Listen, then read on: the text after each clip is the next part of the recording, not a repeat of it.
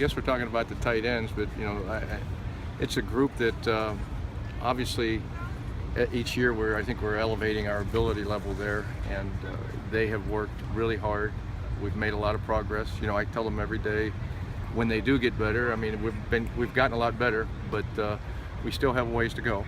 And I know I said it before, but that's our challenge every day, is to come out here and get a little bit better, because it's a group we're counting on. We're going to have the capability in Coach Fisher's offense to utilize multiple tight ends if we're good enough to handle the responsibilities.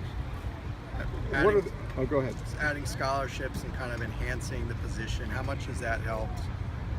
Just making it more of a focus of the program. Well, we look like tight ends now more, and that's the goal each year, to kind of elevate the position. I think that's the goal in recruiting any position, is you try to make the position better through recruiting each year. So you keep reaching and stretching, trying to get the best you can. But you look at the young guys like Jimmy Jaggers and Moses Robinson Carr. I mean, bigger, more physical, thicker guys. They are tight ends from high school, and they're used to playing the position. Jordan Wilson now is eligible now that he's went through his redshirt year. Not that he was ineligible, but gone through his redshirt year. He's 250 pounds at 6'5".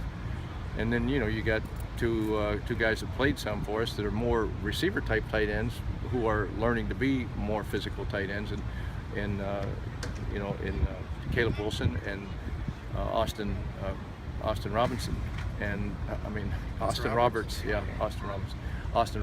and those guys now, they have some game experience. They're the only two guys that have game experience, and Caleb is playing more of a full-time tight end role for us and really taking on the challenge and doing a heck of a job. Caleb looks like a guy that you could make the case that he might have the best hands among the receivers and tight ends. He runs a little funny, and guys have fun with him, but somehow the ball finds it. The ball. There are receivers at this level and at the next level that the ball just seems to find them, and I think our quarterbacks have confidence in him because he makes those catches. It's unusual to see him not catch a catchable ball, but we're not perfect. We have to try to be perfect. But he's a guy. He understands his body. He uses his length well, and we're counting on him being an asset. How's he doing in terms of blocking? You said those top two guys aren't exactly bulky guys. How's that developing? Good. I mean, he's never going to be a guy probably at 235 pounds that's going to just knock you off the ball, but you don't have to be that as a tight end. At the end of the play, if your body is in position between the defender that you're responsible for blocking and the ball carrier, and they haven't pressed the ball carrier and squeezed the ball carrier's running lane, you've done your job. So he's very effective. He knows himself. He knows his strengths. He knows his liability. He's got a lot of savvy about him. He's a coach's son. He's been around the game for a long time, so he understands the game of football, and he understands how to play the position from just a pure football mentality.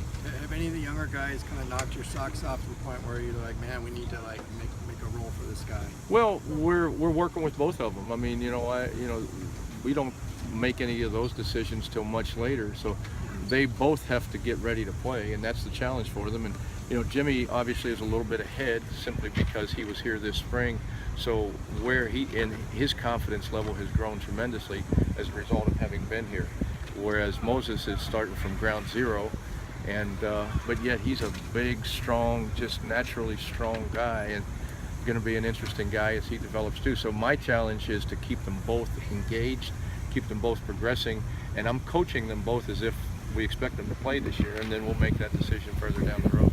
Austin Roberts sat out for a few practices. Now he's in a yellow, no contact, and then he came in today and he looked like he immediately hit the ground as a featured guy today at practice. Well, go ahead. No, go ahead. Talk a little bit about him. He's got unique abilities. He's physical enough to be a tight end. He's a very effective blocker. He's got a lot of punch. He understands the fundamentals of blocking. He's got good flexibility that allows him to get his pads under guys. He's just not the biggest guy in the world, but you don't have to be huge if you play with leverage and bend your knees, and he's capable of doing that. And then at the same time, he's really explosive. He's one of our faster players. He's very explosive, so hopefully he can create matchup problems for people down the road. How's Devin Asiasi dealing with not, and how are you dealing with not being able to play him this season? Well, Devin's a talented young guy. You can see that. I mean, that's obvious, and he's fun to coach. He's the challenge for Devin, and we've talked a number of times, is to get better this year.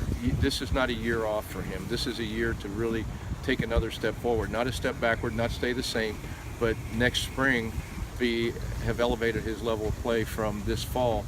And that's my challenge, that's his challenge, but he's a prideful guy and he wants to be a great player and he has all the tools. Thank you. Okay.